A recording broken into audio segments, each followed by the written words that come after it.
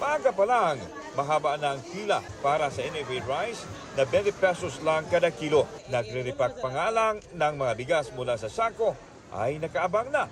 Sa Kapitolyo, sina Jenilyn at Gina. 10 kilos ang limit nila sa kataw. Kuwara 2 weeks o sa kasimana. O humot ka ayo lang bugas tag 20 tara Dilipik.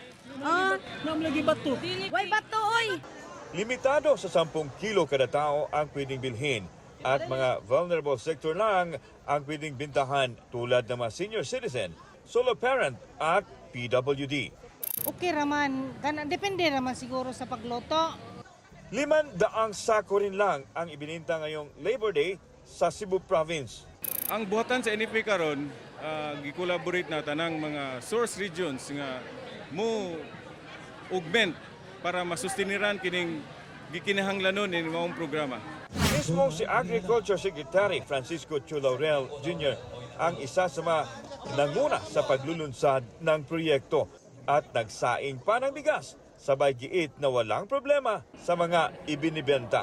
Talagang nakatutok po yung Pangulo natin ng ating bansa dito sa proyekto nito at sinusuportahan talaga niya ito ng tuloy-tuloy.